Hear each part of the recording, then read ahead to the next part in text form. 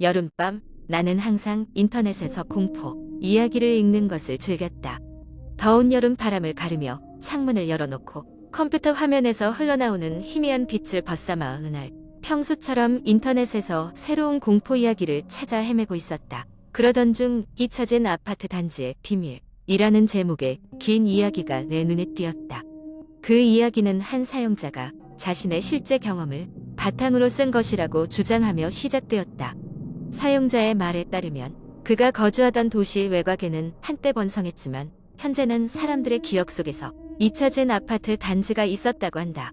오래된 이야기와 도시 전설에 따르면 그 아파트 단지는 과거에 끔찍한 사건이 있었고 그로 인해 사람들이 하나둘 떠났다고 한다. 이후로 아파트는 황폐해졌고 현재는 아무도 사지 않는 유령 단지처럼 변해버린 곳이었다. 호기심이 많은 사용자는 친구 몇 명과 함께 그 아파트를 직접 탐험하기로 결심했다.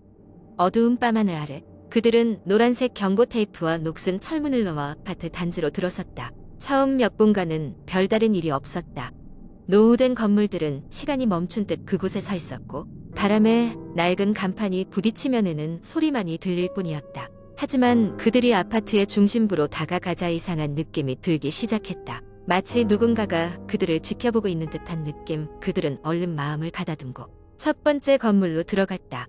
내부는 어두웠고 바스러진 벽지와 부서진 가구들이 그곳에 긴 역사를 말해주는 듯했다. 그들이 플래시를 비춰가며 복도를 따라 걷다가 오래된 벽 한쪽에서 한낮에도 풀리지 않을 어둠이 드리운 방을 발견했다.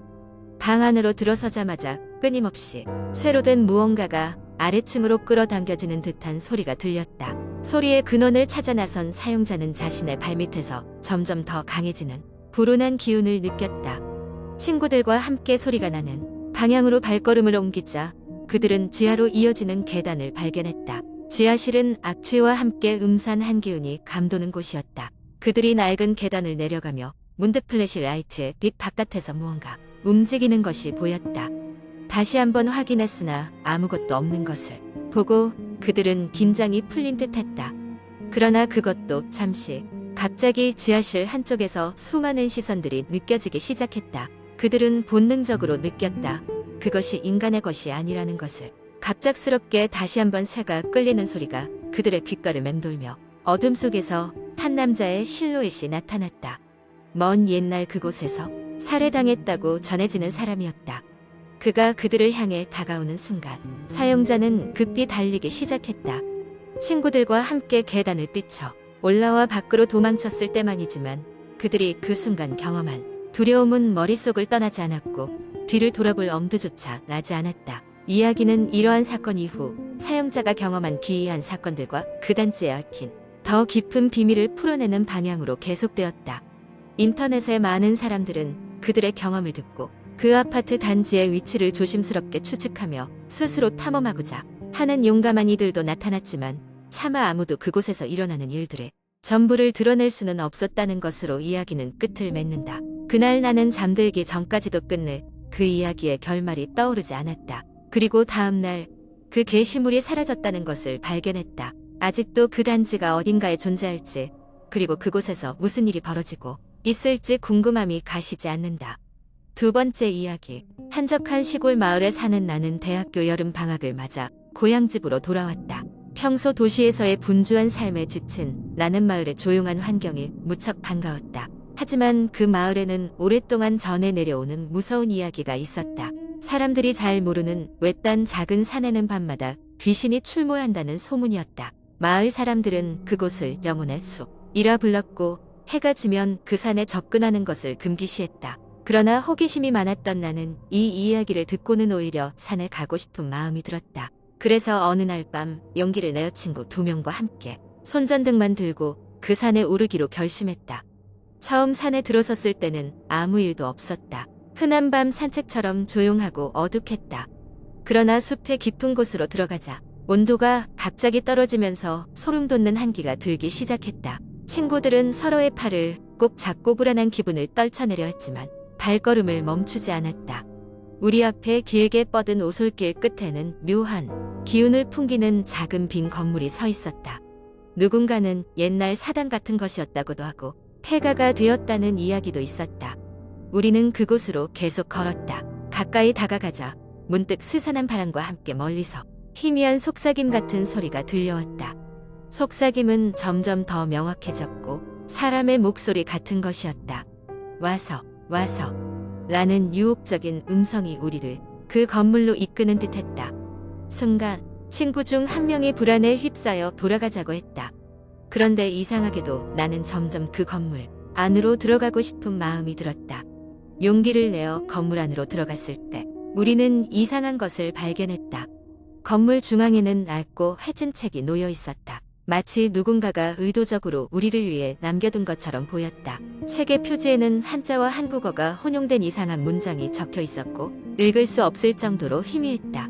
그러나 책을 펼칠수록 우리에게 강력한 불안감이 엄습했다. 갑자기 창문이 흔들리며 문이 쾅 닫혔다. 우리는 깜짝 놀라 밖으로 뛰쳐나가려고 했지만 문은 잠긴 채 열리질 않았다. 그때 방 안에는 설명할 수 없는 검은 그림자가 나타났다. 그림자는 점점 형태를 갖추더니 한복장을 입은 여자의 형상으로 바뀌었다. 그녀의 얼굴은 보이지 않았지만 검은 눈동자만이 우리를 똑바로 응시하고 있었다. 이곳에 왜 왔니? 그녀의 목소리는 차갑고도 낮았다. 우리는 말을 잃고 그 자리에 얼어붙은 채 그녀를 바라볼 수밖에 없었다. 그녀는 한 걸음씩 다가오더니 그 순간 방 안의 공기가 팽팽하게 얼어붙었다. 한 친구가 용기를 내어 외쳤다. 우리는 단지 호기심에서 죄송합니다. 곧 나가겠습니다. 그러자 그녀는 잠시 눈길을 돌리더니 내가 잃은 것을 찾고 있다.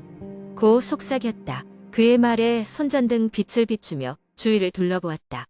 그러다 무심코 책상 서랍을 열었더니 낡은 사진 한 장이 나왔다.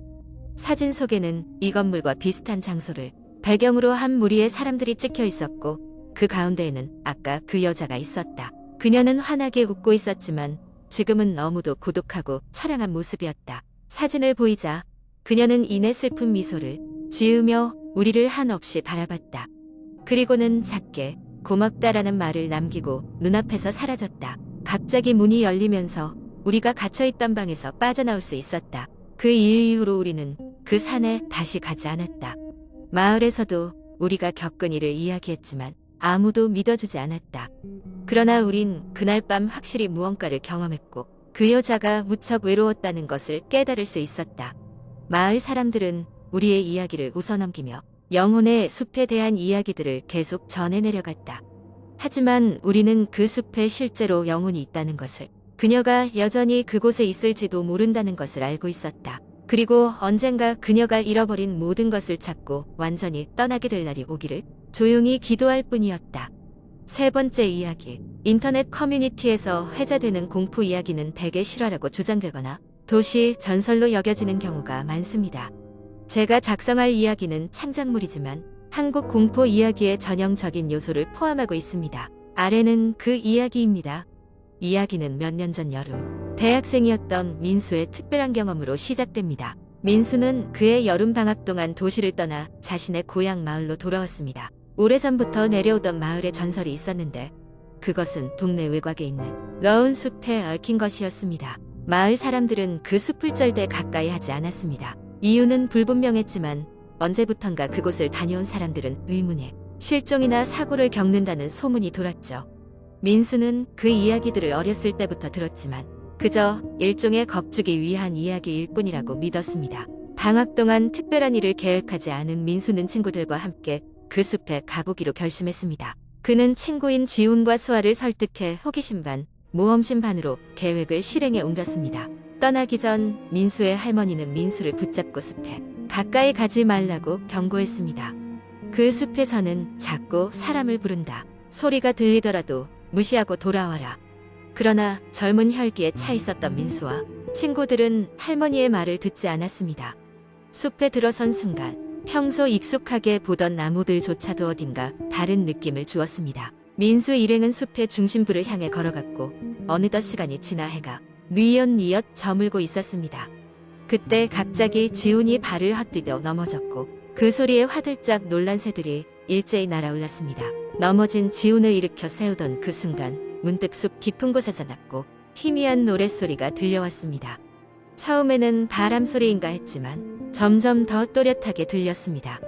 여성의 목소리 같기도 했고 아이가 부르는 동요 같기도 했습니다.